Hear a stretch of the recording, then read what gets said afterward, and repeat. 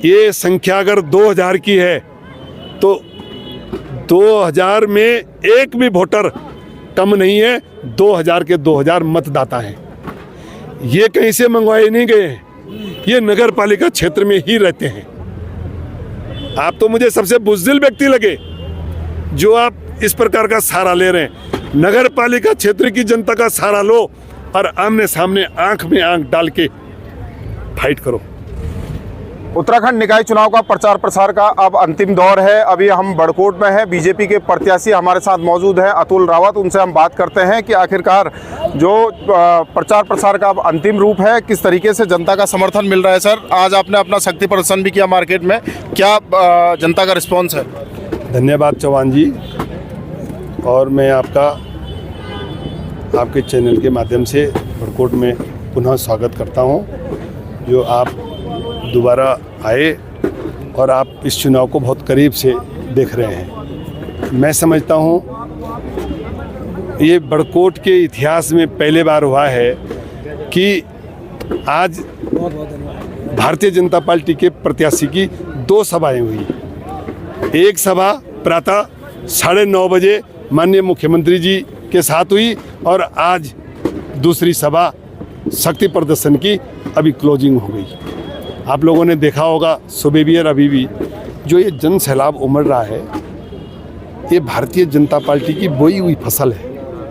Bharatiya Janata party की विचारधाराओं की फसल है। ये कोई व्यक्ति विशेष के कारण नहीं उमड़ी है। ये भारतीय जनता पार्टी के करनी और कथनी में किसी प्रकार का कोई फर्क न समझते हुए ये वो जन सैलाब है जो इस प्रकार बातों पर विश्वास करते हैं कि फला व्यक्ति पर भारतीय जनता पार्टी ने विश्वास व्यक्त किया है, ये व्यक्ति कुछ न कुछ करेगा। और मैं अपने आप को बड़ा सौभाग्यशाली समझता हूँ कि जो भारतीय जनता पार्टी ने प्रदेश सरकार के यशस्वी मुख्यमंत्री आदरणीय श्री पुष्कर सिंह धामी जी ने मुझ जैसे छोटे कार्यकर्ता पर विश्वास किया और मुझे पार्टी का प्रत्याशी बनाया। धामी जी भी आए थे आज सुबह, मुख्यमंत्री ने क्या मंत्र देकर गए हैं यहाँ से? निश्चित रूप से वो नगर पालिका बड़कोट के मतदाताओं से आग्रह करके चले गए कि भारतीय जनता पार्टी के प्रत्याशी के पक्ष में आप वोट करें, जिताएं और विकास की डोर को आगे खींचें। जो छूटे हुए काम हैं, बड़कोट के विकास में जो काम अभी रुके पड़े हुए हैं, उसकी जिम्मेदारी उन्होंने खुद अपने ऊपर ली है और शर्त एक रखी है कि अतुल रावत को नगर पालिका का चेयरमैन बनाइए और विकास कीजिए। भारी जन सैलाब के साथ जब आप आते हैं तो पहली बार ऐसा भी देखा गया कि नारे लग रहे हों कि हम असली वोटर हैं। ये क्या है कि हम असली वोटर हैं? ये बात बिल्कुल आप सत्य बोल रहे हैं कि अगर आज के जन सैलाब में, चाहे सुबह चाहे अभी, ये संख्या अगर 2000 की है तो 2000 में एक भी वोटर कम नहीं है। 2000 के 2000 मतदाता हैं। ये कहीं से मंगवाए नहीं गए हैं, ये नगर पालिका क्षेत्र में ही रहते हैं। ये नगर पालिका क्षेत्र में किसी न किसी रूप से कोई बिजनेस कर रहा है, कोई अपने बच्चों के साथ रह रहा है, कोई ठेकेदारी कर रहा है। ये बड़कोट की जनता है। ये हमने कहीं गाड़ियां भर के बाहर से नहीं लाई है। जैसे कि आपने देखा होगा आज बड़कोट में बड़ी चहल पहल थी किसी निर्दलीय प्रत्याशी की, और 4 गाड़ियां तो चिनालीसौड़ से आई थी। चिनालीसौड़ की जनता का क्या मतलब है नगर पालिका क्षेत्र में, तो वो भी आज के दिन शेष गाड़ियां और ढोल बाजे आपके आरा कोट बंगान फतेह पर्वत वहाँ से आए थे।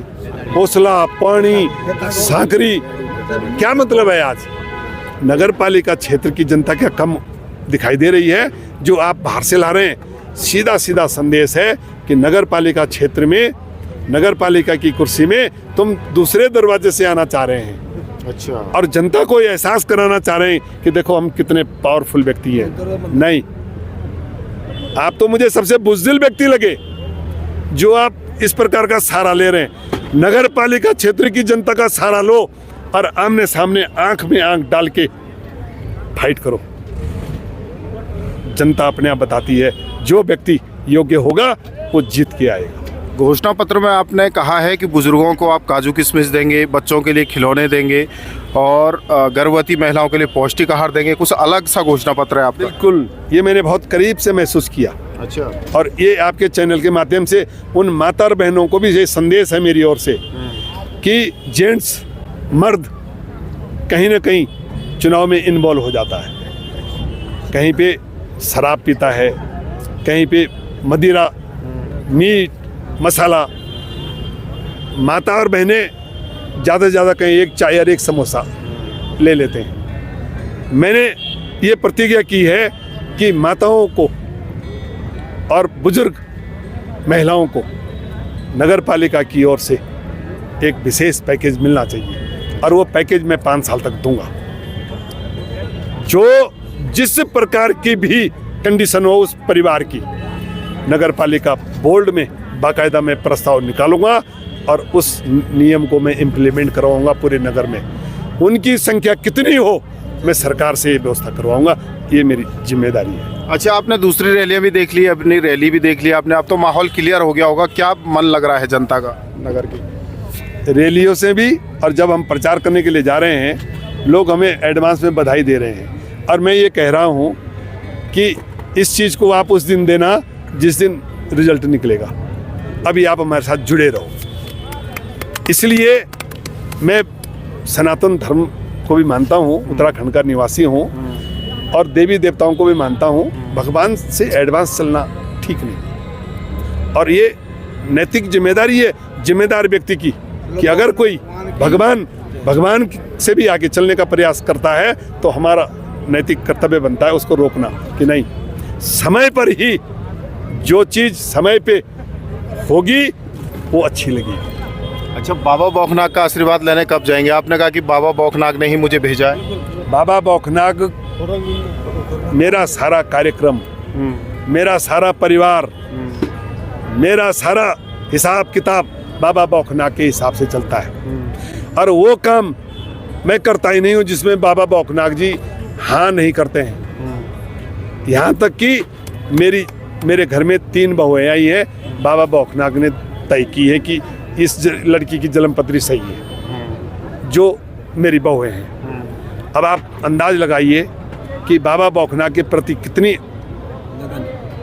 अपार श्रद्धा है मेरी। बाबा बौखनाग ने स्पष्ट शब्दों में बता रखा है, आप जाइए जनता के बीच में, आप विजयी होंगे, ये नैतिक जिम्मेदारी मेरी है। बाबा बौखनाग के वचन हैं ये और मैं समझता हूँ बाबा बौखनाग का वचन कभी खाली नहीं जाता है। और मैं आप लोगों के चैनल के माध्यम से ये कहना चाह रहा हूँ कि मुझे महसूस हो रहा है कि बाबा बौखनाग जी, देखिए सुबह 9:30 बजे माननीय मुख्यमंत्री जी ने समय दे दिया।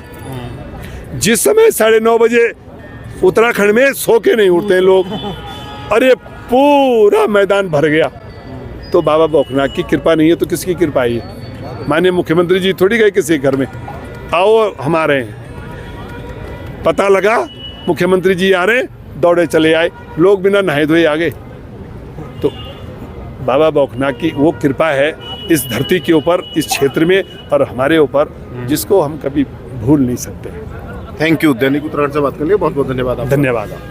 तो बीजेपी के प्रत्याशी हैं बड़कोट में अतुल रावत है, उनका साफ कहना है कि बाबा बौखनाग का उनको आशीर्वाद है, उन्हीं की कृपा से वो चुनाव लड़ रहे हैं। उनका ये भी कहना है कि जो भी भीड़ उनके साथ है, चाहे उनकी रैली में है, वो यहीं के वोटर है। उनका ये भी आरोप है कि जो उनके प्रतिद्वंदी है वो बाहर से भीड़ लाकर पिछले दरवाजे से नगर पालिका अध्यक्ष बनना चाहते हैं, लेकिन उनके साथ जो भी हैं वो उनके वोटर हैं और वो जीतने वाले हैं। उनका साफ कहना है कि केंद्र में बीजेपी की सरकार है, राज्य में बीजेपी की सरकार है और अगर मैं उनको बड़कोट की जनता नगर पालिका अध्यक्ष बनाती है तो तीसरा जब ट्रिपल इंजन लगेगा तो बड़कोट का विकास और भी रफ्तार पकड़ेगा। बड़कोट से दैनिक उत्तराखंड के लिए मनोज चौहान।